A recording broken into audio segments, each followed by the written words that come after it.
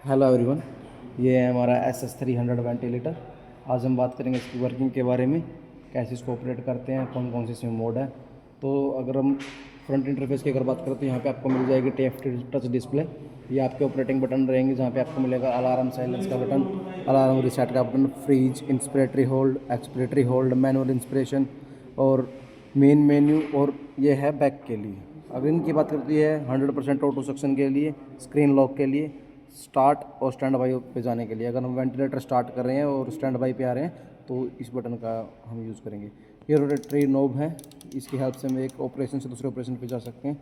और अगर यहाँ के अंदर हम बात करते होगी हमारे एक्सपिरेटरी वॉल, ये होगी हमारी इंस्पिरेटरी वॉल, नीचे हमारा ह्यूमिडिफायर लगा हुआ है।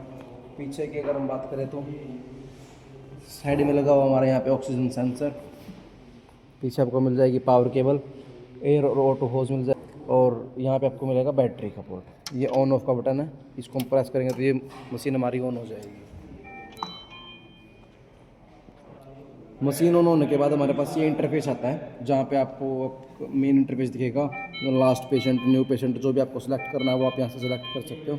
अभी जैसे कि अलार्म दिखा रहा है ऑटो सप्लाई डाउन का और नो गैस का, क्योंकि ये इसलिए दिखा रहा है, हमने अभी तक ऑक्सीजन इस पर कनेक्ट नहीं कर रखी है, कंप्रेसर हमने अभी तक ऑन नहीं किया है। यहाँ पे आपको सारे मिल जाएंगे, last patient, new patient, adult, जो भी पेशेंट टाइप सेलेक्ट करना है, अडल्ट, पीडियाट्रिक, इन्फेंट, तीनों आपको यहाँ पे मिल जाएंगे। हाइट के अकॉर्डिंग भी आप वेंटिलेशन स्टार्ट कर सकते हो। और इन चीज़ों को कंफर्म करने के बाद आप यहाँ से इसको अप्लाई करोगे। अप्लाई करने के बाद आपका ये इंटरफेस आएगा, जहाँ से आप कर सकते हो मोड सेलेक्ट। मोड सेलेक्ट के लिए आपको यहाँ पे मोड मिलेंगे, VCV, PCV, PRVC, SIMV, CPAP, BiPAP, auto therapy, सारे मोड आपको मिल जाएंगे, इन्वेसिव और नॉन इन्वेसिव। साथ ही साथ आपको यहाँ पे नेबुलाइजर का ऑप्शन भी मिल जाएगा।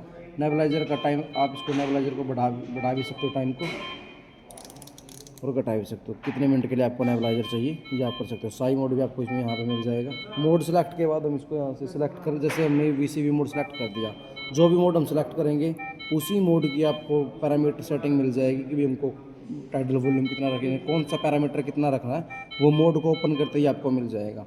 जैसे PCV खोलते तो PCV की सेटिंग आ जाएगी, SIMV खोलते तो SIMV की आ जाएगी। उसको सिलेक्ट करने के बाद आप इसको अप्लाई कर दोगे।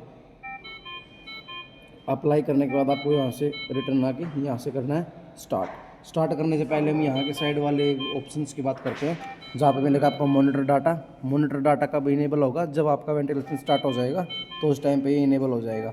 यहाँ आपको अलार्म्स लिमिट मिल जाएंगी कि आपको अलार्म्स लिमिट क्या रखनी है, प्रेशर की क्या रखनी है, मिनट वेंटिलेशन की कितनी रखनी है, रेट, ऑक्सीजन, टाइडल वॉल्यूम, पीप, जो भी आपको लिमिट सेट करनी है आप यहाँ से कर सकते हो। लोअर और हाइयर में आपको ये लिमिट मिल जाएंगी, अपने टाइम मिल जाएगा, वो सब आप यहाँ से सेलेक्ट कर सकते हो।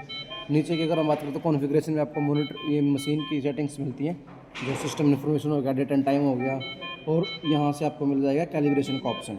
यहाँ से आप किस किस की कैलिब्रेशन कर सकते हो, जैसे कि प्रेशर सेंसर कैलिब्रेशन कर सकते हो, फ्लो सेंसर कैलिब्रेशन कर सकते हो, ऑक्सीजन की कैलिब्रेशन कर सकते हो। सारी की सारी कैलिब्रेशन आप यहाँ से कर सकते हो, इंक्लूडिंग टच स्क्रीन कैलिब्रेशन। अब हम कंप्रेसर ऑन करके इसको चला के देखेंगे। हमने अभी इस वेंटिलेटर के साथ अपना इंडियन कंप्रेसर, जो हम खुद मैन्युफैक्चरिंग करते हैं, वो अटैच कर रखा है। इसके साथ इंपोर्टेड कंप्रेसर भी आता है, दोनों ऑप्शन आपके पास अवेलेबल रहते हैं। हमने जैसे इसको एयर की सप्लाई दे दी है, अभी प्रेशर इंक्रीज हो रहा है, सर्किट हमने प्रॉपरली लगा रखा है। तो अब हम वेंटिलेशन स्टार्ट करेंगे। मोड सेलेक्ट कर लिया हमने, VCV, सारी पैरामीटर हमने ये रख लिए, अप्लाई किया और इसको कर दिया स्टार्ट। जैसे भी स्टार्ट हो गया, अब मान लीजिए आपको कोई भी सेटिंग करनी है, अगर टाइडल वॉल्यूम इंक्रीज करनी है, डिक्रीज करनी है, तो आप यहाँ पे भी कर सकते हो। सारी चीज़ें आप यहाँ से भी कर सकते हो। जैसे मैं पीप यहाँ पे अगर सेट करूँ, मैंने ये पीप सेट कर दी, इसको टच करेंगे, रोटेटर नॉब के हेल्प से इसको सेलेक्ट करेंगे और ये ओके हो जाएगा।